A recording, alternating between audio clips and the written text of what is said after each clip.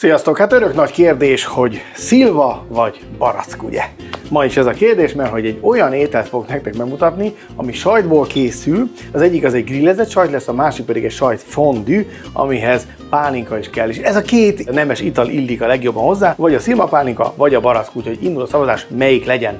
Tik-tak, tik-tak, barack. Jó, hát én is erre gondoltam. Viszont, hogy kerül a létra a palackba, ha valaki tudja, az már is kommentelhet, mert hogy várom a válaszokat, hogy tudja valaki, hogy ezt a szép nagy létrát, ami nagyobb, mint ugye az üveg szája, hogyan is teszik bele ebbe az üvegbe az üveg fújás előtt, vagy éppen az üveg fújása után. Szóval a fondue készítéséhez először is egy pálinkával ki kell égessük az erre megfelelő fondüs edényt.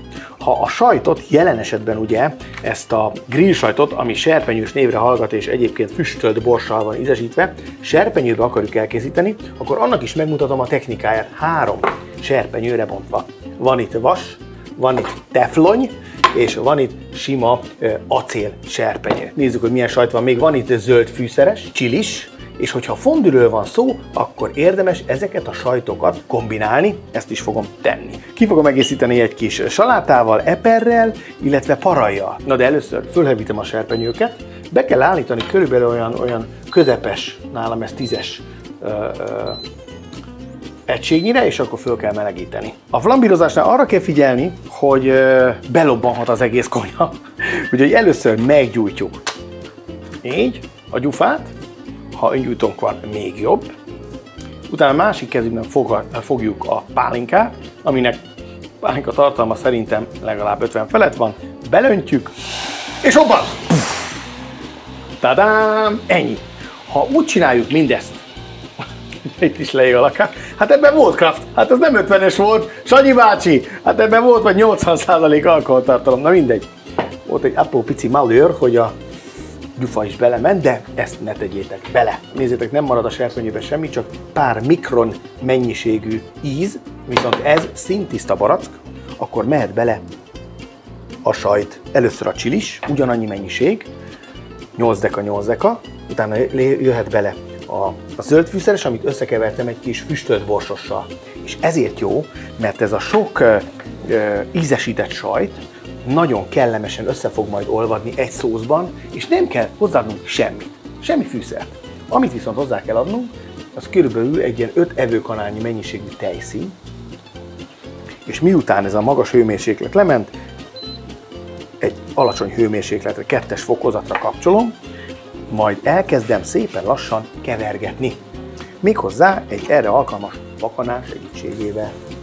Nézzétek meg, milyen szépen krémesedik, elkezd nyúlni. Jó, most ilyenkor, ahogy mondtam, leállítjuk 2-es és hagyj menjen. Addig jöjjön a sütés. Na most, első hiba, túlhevítjük a serpenyőt. Íme, itt a bizonyíték. Ez olyan serpenyő, hogy gyorsan melegszik át, tartja a hőt, és hogyha ilyenkor tennénk bele a sajtot, elégne, ezért vissza kell hűteni. Na hát, ami meleg, az meleg, ez meleg lesz. Viszont a vas serpenyőnél ez nem mondható el, ugyanis ebbe bele is lehet helyezni a sajtot. Vagy sajtokat. A lényeg, hogy ne mozdítsad, ne forgassad, ne piszkáld.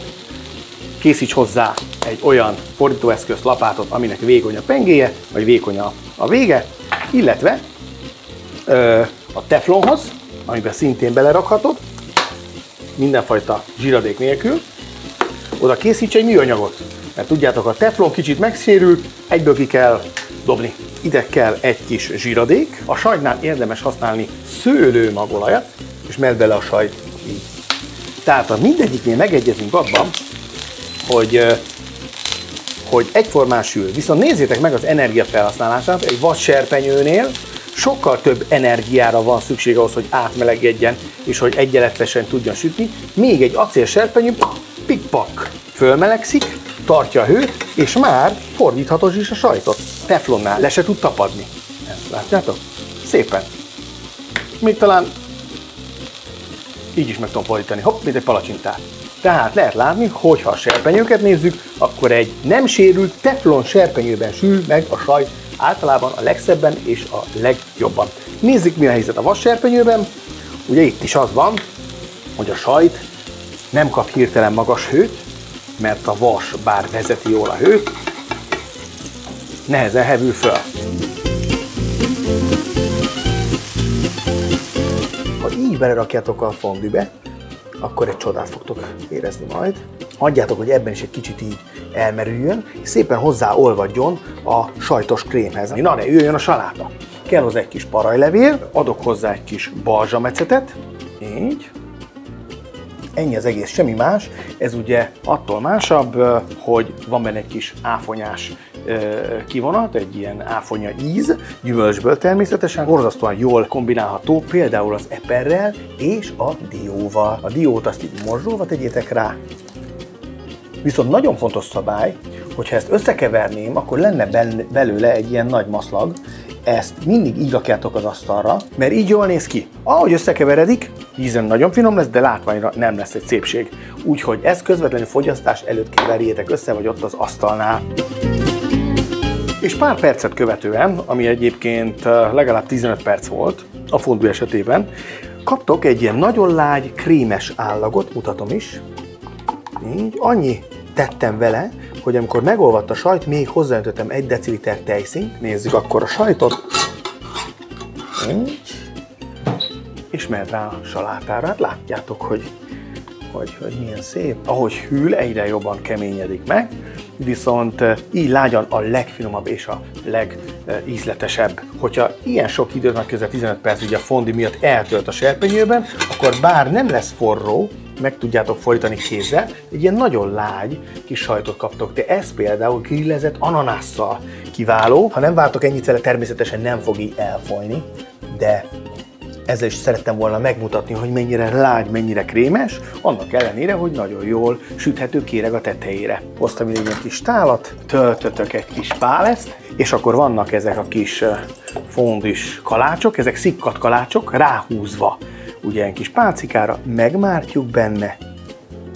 Így, nézzétek, felteszed, szépen körbehúzod, és akkor már is készen van a kis sajtos fondűvel bevont kalács. Grillezzetek, serpenyőzzetek, fondűzzetek. Sziasztok!